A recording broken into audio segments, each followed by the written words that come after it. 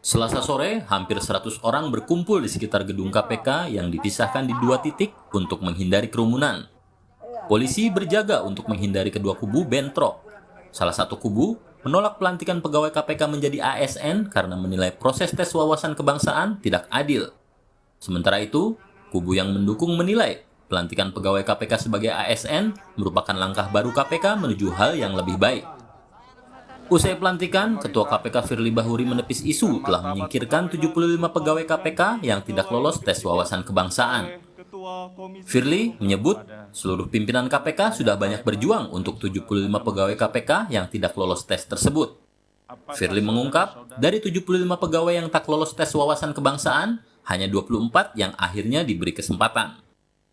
Sesuai dengan kriteria, sesuai dengan syarat, sesuai dengan mekanisme, dan sesuai prosedur. Hasil akhir memang ada yang tidak memenuhi syarat dan ada yang memenuhi syarat. Jadi saya kira itu. Jadi tidak ada upaya untuk menyingkirkan siapapun. Kami pimpinan tidak ada satupun niat untuk menyingkirkan seseorang. Tapi hasil tes wawasan kebangsaan itu adalah hasil sendiri. 1271 loh. 1274 yang lolos. Perwakilan dari 75 pegawai KPK yang dinyatakan tak lolos tes wawasan kebangsaan, Giri Suprabdiono menyebut ada peran Ketua KPK Firly Bahuri atas munculnya tes wawasan kebangsaan sebagai alih status pegawai KPK. Giri juga menyebut adanya pertemuan Firly dengan Menkumham sebelum peraturan komisi yang berkaitan dengan TWK diundangkan. Ada pembahasan dengan wadah pegawai dan perwakilan, dan di sana tidak ada yang disinggung tentang tes wawasan kebangsaan. Kemudian kita menduga bahwa tanggal 25 Januari ada rapim, Ketua KPK memasukkan tes wawasan kebangsaan ini.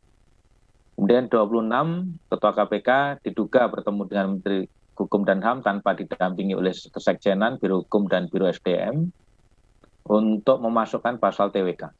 Dan dalam jangka waktu 1 hari, peraturan komisi diundangkan pada tanggal 27 Januari 2021. Jadi peraturan komisi 1 tahun 2001.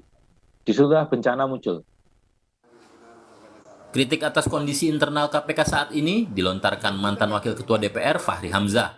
Fahri menyindir KPK telah menjadi lembaga politik penuh intrik dan persaingan. Fahri juga mengingatkan jika tidak boleh ada lembaga yang tidak terintegrasi dalam sistem bernegara. Yang saya katakan kepada teman-teman KPK, tidak ada yang beda dan berubah dengan apa yang saya katakan sejak dulu, sejak tahun 2006.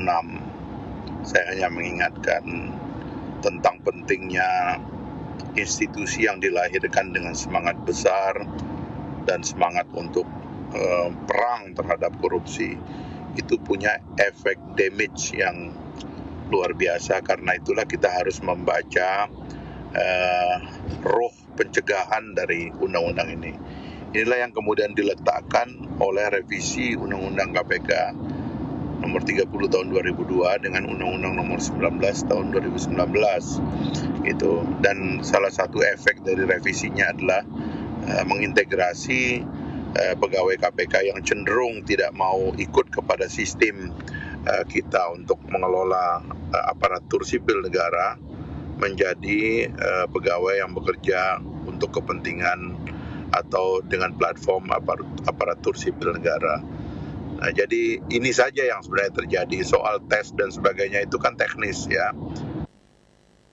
Sementara itu, peneliti Lembaga Penelitian Pendidikan dan Penerangan Ekonomi dan Sosial atau LP3ES, Herlambang Perdana Wiratraman, menyayangkan sikap Presiden sebagai pemilik wewenang konstitusional untuk menegakkan hukum, tetapi dinilai tak menggunakannya untuk melindungi KPK.